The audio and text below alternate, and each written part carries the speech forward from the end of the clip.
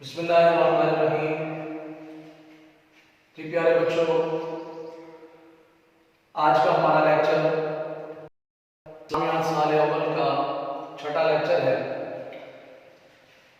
آپ لوگوں نے شرک کا آدھا ٹاپک آپ نے سماعت کیا۔ شرک کا جو بقیہ حصہ ہے اس پر آج ہم گفتگو کریں گے۔ شرک کی اقسام ہم نے پڑھی۔ شرک کی 3 قسمیں ہیں: ذات میں شرک، صفات میں شرک اور صفات کے تقاضوں میں شرک۔ ان تینوں کی ہم نے الگ الگ سے تعریفات بھی پڑھ لی، ان کے بارے میں ساری گفتگو ہو گئی۔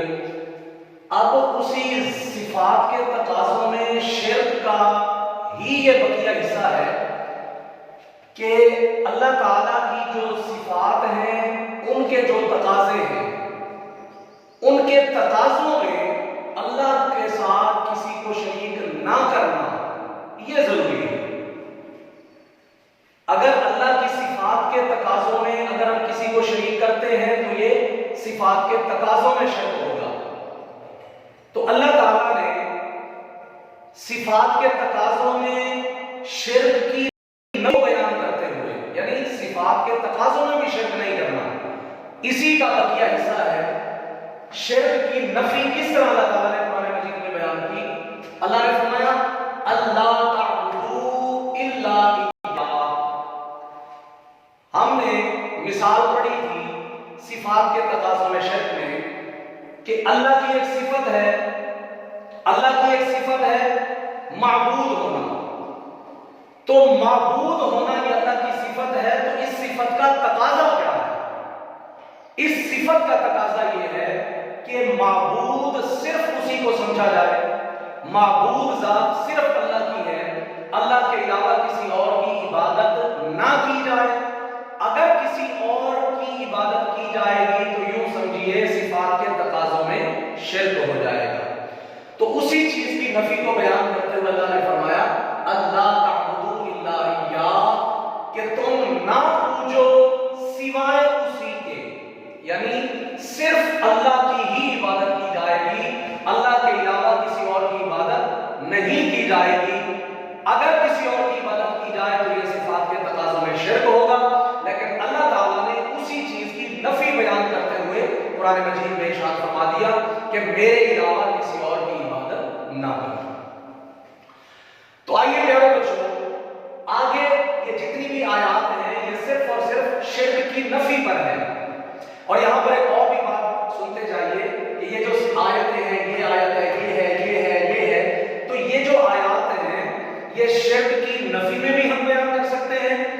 اور اگر کوشچن آتا ہے بورڈ میں کہ توحید پر قرآن آیت کا ترجمہ لکھیں، تو میں آپ کو توحید کے لیکچر میں بتا رہا تھا کہ سورۃ اخلاص جو ہے یہ توحید کی بہترین مثال ہے۔ اگر کوئی توحید کے متعلق قرآن آیت پوچھتا ہے تو سورۃ اخلاص آپ پوری لکھنے آپ کی مرضی ہے، جتنی پوچھی جائے اتنی آپ لکھ سکتے ہیں۔ لیکن اس کے ساتھ ساتھ ایک آیت پچھلے لیکچر میں ہم نے پڑھی، وہ لیس کمثلہ شیء، وہ بھی شرک کی نفی بھی ہے اور توحید کا اس بات بھی ہے۔ اسی طرح یہ آیات شرک کی نفی بھی کرتی ہیں اور اللہ تعالیٰ کی توحید کے اس بات پر بھی یہ دلائل پیش کرتی ہیں۔ تو آئیے ہم یہ دوسری آیت پڑھتے ہیں، وَإِلَٰهُكُمْ إِلَٰهٌ وَاحِدٌ لَا إِلَٰهَ إِلَّا هُوَ۔ اب یہ جو آیت ہے اس کا ترجمہ سنیے، پھر اس پر ایک کوسچن ہوتا ہے، تو میں شارٹ کوسچن کو میں آپ کو بیان کرتا ہوں۔ وَإِلَٰهُكُمْ، اور تمہارا معبود، تمہارا خدا، الہ واحد، ایک الہ ہے، تمہارا الہ ایک الہ ہے، تمہارا معبود ایک معبود ہے۔ یہ جو لفظ الہ ہے اس کا معنی ہوتا ہے معبود، اور معبود کا کیا معنی ہوتا ہے؟ جس کی عبادت کی جائے۔ لا کوئی معبود نہیں، الا ہوا، مگر وہی، یعنی تمہارا معبود ایک معبود ہے، اس کے علاوہ اور کوئی معبود نہیں ہے۔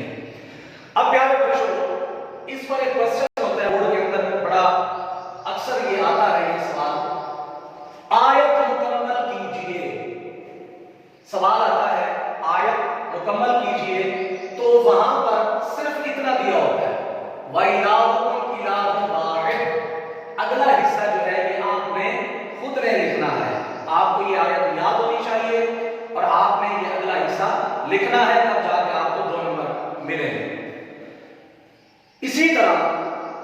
क्वेश्चन आ सकता है कि आयत पर एराब लगाएं, व इलाहुकुम इलाहुन वाहिद, इतना हिस्सा ये वाला पोर्शन दिया होता है, व इलाहुकुम इलाहुन वाहिद, आयत पर एराब लगाएं। बहरहाल तर्जुमा आपने समाप्त कर लिया। अब ये आयत दोनों तौहीद के दलाइल में भी है और शिर्क की नफी में भी है। आगे चलते हैं। मैंने आपको पहले समझाया था कि सिफात के तकाज़ों में शिर्क यानी जो अल्लाह की सिफत है, वो सिफत जो तकाजा करती है, अगर उस तकाजे में हमने किसी और को उस जैसा करार दे दिया तो ये होगा सिफात के तकाज़ों में शिर्क। तो अल्लाह की सिफत है हाकिम होना, ये एक अल्लाह की सिफत है हाकिम होना। अगर सारी कायनात का हाकिम है, वह अहकमुल हाकिमीन, सारे हाकिमों का हाकिम है, तो ये हाकिम होना, हुक्म देने वाला होना, ये अल्लाह की सिफत है। तो देखना ये है कि ये जो अल्लाह की सिफत है, ये तकाजा क्या करती है? ये सिफत तकाजा करती है कि हाकिम सिर्फ उसी को माना जाए। ये सिफत क्या तकाजा करती है कि हाकिम सिर्फ अल्लाह को माना जाए। जब अल्लाह को हाकिम माना जाएगा तो ये सिफात के तकाजों में तौहीद होगा। अगर कोई शख्स हाकिम किसी और को भी मानता है, हाकिम तो दो तरह के होते हैं, एक आरजी हाकिम है, हाकिम इस दुनिया के अंदर बहुत सारे हैं, लेकिन अगर कोई शख्स किसी आम शख्स का हुक्म उसी तरह समझता है जिस तरह अल्लाह का हुक्म समझता है, तो ये क्या हो जाएगा? सिफात के तकाज़ों में शिर्क हो जाएगा। तो अल्लाह ताला ने इस चीज की भी नफी बयान कर दी। फरमाया वल्लम यहकुम बिमा अंज़लल्लाहु फउलाइका हुमुल काफिरून। तवज्जो करें, तर्जुमा सुनिए। वमन, और जो कोई लम यहकुम, फैसला नहीं करता, हुक्म नहीं देता, फैसला नहीं करता, बिमा, उन अहकाम के मुताबिक, अंज़लल्लाह, जो अल्लाह ने नाज़िल फरमाए, यानी जो अल्लाह के नाज़िल करदा अहकाम के खिलाफ हुक्म देता है, फैसला करता है, तो आगे उसकी वईद क्या सुनाई गई, उसके लिए गुनाह क्या है, अजाब क्या है, उसके लिए अल्लाह ताला ने क्या वईद बयान की। फरमाया फउलाइका हुम, यही लोग अल काफिरून, काफिर है। अब यहां पर जरा थोड़ा सा गौर कीजिए कि कुरान मजीद में अल्लाह फरमा रहा है कि जो कोई मेरे नाजिल करदा अहकाम के खिलाफ फैसला करेगा, चाहे कोई अदालत में फैसला हो, चाहे कोई हुक्मरान कानून बनाए, चाहे कोई भी किसी भी लेवल का, किसी भी दर्जे का शख्स है जो कुरान के खिलाफ फैसला करता है, तो वो शख्स कुरान के मुताबिक काफिर हो जाएगा। लिहाजा हमें इस पर भी गौर करना चाहिए। इसी के मुताबिक एक और आयत है, अल्लाह क्या फरमाता है? हाकिम कौन है? इनिल हुक्मु इल्ला लिल्लाह। फरमाया इस पूरी कायनात में अगर हकीकी हाकिम है तो वो अल्लाह की जात है। तो ये आयत भी शिर्क की नफी भी कर रही है और तौहीद का सबूत भी पेश कर रही है। तो हाकिम होना अल्लाह की सिफत थी, तो इन सिफात का तकाजा ये था कि हम अल्लाह को ही हाकिम माने। अगर कोई शख्स अल्लाह को हाकिम भी मानता है लेकिन कहता है कि कोई और शख्स भी उसी तरह हाकिम है जिस तरह अल्लाह हाकिम है, तो ये क्या हो जाएगा?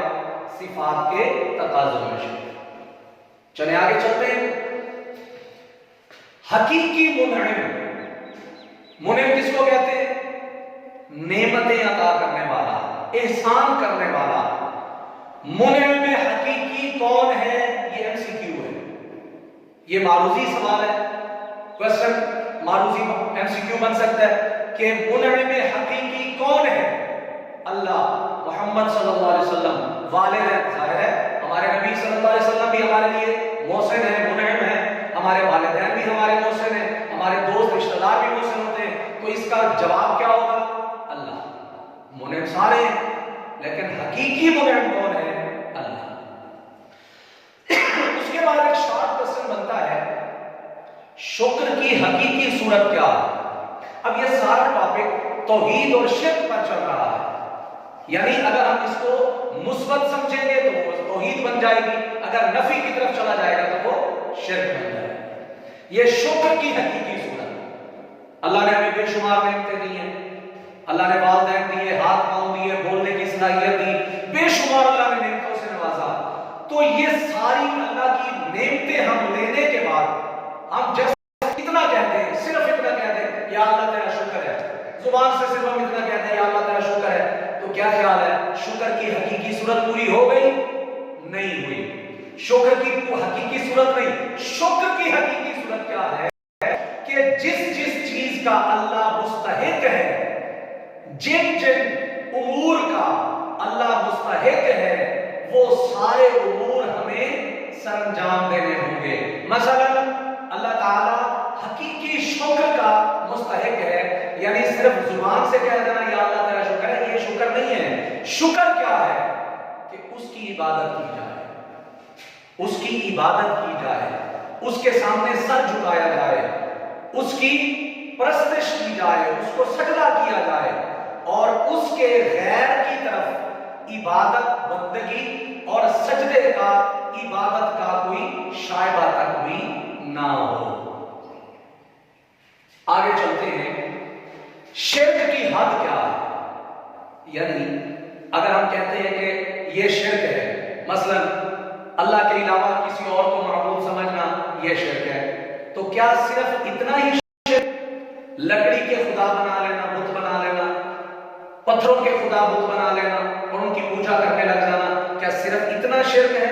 नहीं। शिर्क का दायरा कार, शिर्क की हद बंदी यहां तक नहीं है, इससे हम आगे चलते हैं। शिर्क की हद बंदी, शिर्क का दायरा कार सिर्फ ये नहीं है कि पत्थर और लकड़ी के या किसी और चीज के मसनूई बुत बना के उनकी पूजा शुरू कर देना, नहीं, बल्कि इससे थोड़ा आगे चलते हैं। अगर कोई शख्स भी अपनी छोटी सी छोटी हाजत से लेकर बड़ी सी बड़ी हाजत और जरूरत तक अगर वो अल्लाह के अलावा किसी और से मांगता है और वो ये अकीदा रखता है कि जिस तरह मेरा रब मुझे देता है उसी तरह मेरा पीर भी मुझे देता है, उसी तरह मेरा ये फलां शख्स भी, जैसे मेरा राज़िक अल्लाह है वैसे मेरा राज़िक फलां शख्स है, तो अगर ऐसी सूरत पेश आ गई तो फिर ये भी शिर्क हो जाएगा। हाँ, अल्लाह के अलावा हमें और भी बहुत सारे लोग देते हैं, ये वसाइल की दुनिया है, ये मादी दुनिया है, असबाब की दुनिया है, अल्लाह के अलावा हमें बहुत कुछ मिलता है, लेकिन हकीकत में वो देने वाला अल्लाह होता है। वो अल्लाह किसी के थ्रू हमें दिलवाता है, वो जो देने वाले बजारे होते हैं वो हमारे आरजी देने वाले होते हैं, हकीकी देने वाला अल्लाह होता है। आइए, ये जो माबूद हैं जिनसे असल में मुशरिकीन मक्का ने माबूद बना लिए, बुत बना लिए, उनके इबादत शुरू कर दी और फिर उनसे मांगना शुरू कर दिया, तो अल्लाह ताला ने उन माबूदाने बातिला की कमजोरी बयान की। अल्लाह ने फरमाया ये जिन तुम बुतों की पूजा करते हो, जिनसे तुम मांगते हो, जरूरतें पूरी करवाने की हाजत रखते हो, तो अल्लाह ताला फरमाता है वो भी कमजोर हैं, वो भी फारिग हैं, उनकी भी कोई हिम्मत, औकात और कुव्वत नहीं है। अगली हमारी हेडिंग बनेगी माबूद बातिल की कमजोरी कुरान में किस अंदाज में बयान की है। ये एक शॉर्ट वर्जन है, कुरान मजीद की आयत है, इसका हम तर्जुमा करते हैं। वत्तखज़ू, और पकड़ते हैं, मिन दूनिल्लाह, अल्लाह के सिवा, अल्लाह के अलावा, गैरुल्लाह को, यानी जो लोग अल्लाह के सिवा किसी और को बनाते हैं, आलिहतन, माबूद, इबादत के लायक समझते हैं, किस वजह से? लअल्लहुम युनसरून, ताकि वो उनकी मदद करेंगे। यानी एक पत्थर का बुत बना दिया, वो सामने रख दिया, और नियत क्या थी कि हम इसकी इबादत कर रहे हैं, ये हमारी मदद करेंगे, ये हमारे मसाइल हल करेंगे, हमारी मुश्किल कुशाई करेंगे। नहीं, हकीकत में हाजत पूरी करने वाला, मुश्किल हल करने वाला अल्लाह है, और बाकी जो इस दुनिया के अंदर जो हमारे मसाइल हल होते हैं वो अल्लाह की अता से, किसी को अल्लाह ये हिम्मत दे देता है, वो हमारी मुश्किल हल कर देता है। तो इस नियत से वो उनकी मदद, उनको माबूद समझते हैं, वो उनकी मदद करेंगे, लेकिन ऐसा नहीं है। اللہ نے کیا کی فرمایا؟ لا یستطیعون نصرہم، وہ ان کی مدد کی طاقت نہیں رکھتے. لا یستطیعون، وہ طاقت نہیں رکھتے، نصرہم، ان کی مدد کی، یعنی وہ جو مدد کی نیت سے جن کی عبادت کرنے لگے تھے، وہ جو بت ہیں وہ ان عبادت کرنے والوں کی مدد کی طاقت نہیں رکھتے. بلکہ کیا ہوگا؟ وَهُمْ لَهُمْ جُنْدٌ مُحْضَرُونَ، بلکہ قیامت کے دن وہ دونوں ایک ہی فریق بنا کے حاضر کیے جائیں. قیامت کے دن وہی جن کی پوجا کی جا رہی تھی نا دنیا کے اندر، قیامت کے دن وہ چاہے انسان ہو یا بت ہو، وہ اللہ کی بارگاہ میں حاضر ہوں گے. جس طرح وہ عبادت کرنے والا اللہ کی بارگاہ میں حاضر ہوگا، اسی طرح جن کی عبادت کی جا رہی تھی وہ اللہ کی بارگاہ میں حاضر ہوں گے. اور وہ بھی یہی کہیں گے، یا اللہ ہم نے تو نہیں کہا تھا ہماری عبادت کرو، ہم سے مانگو. ہماری عبادت انہوں نے اپنی طرف سے کی، لہذا ان کا عذاب ان کو ہونا چاہیے. اس ٹاپک کی جو آخری ہیڈنگ ہے، حقیقی رازق کون ہے؟ قرآن کی آیت کا ترجمہ کیا. حقیقی رازق ساری دنیا جانتی ہے اللہ ہے. اگر مجھے کوئی کچھ دیتا ہے بظاہر تو وہ میرا ایک عارضی ہیلپر ہے، مددگار ہے، معاون ہے. اگر آپ کی کوئی دوست مدد کرتا ہے تو اس کو آپ حقیقی رازق یا حقیقی معاون نہیں کہہ سکتے. حقیقی معاون و مددگار اللہ کی ذات ہے. اس نے اس کو مدد کرنے کے قابل بنایا اور اس نے ہماری مدد کی. آئیے پرانی آیت دیکھتے ہیں. امن ھذا الذی یرزقکم، امن کون ہے؟ بھلا ھذا الذی، جو رزق دے. کون ہے جو رزق دے؟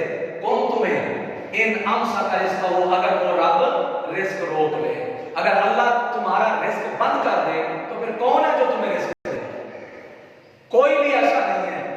تو یہ پورا جتنا بھی ہم نے پڑھا اور اس سے جو سابقہ لیکچر میں ہم نے پڑھا تھا، یہ سارا شرک کا ٹاپک تھا. شرک کا مفہوم بھی ہم نے پڑھا، شرک کے اقسام بھی ہم نے پڑھی، شرک کب اور کیسے شروع ہوا، شرک کی وجوہات، اور اسی طرح شرک کی مذمت قرآن کی صورت میں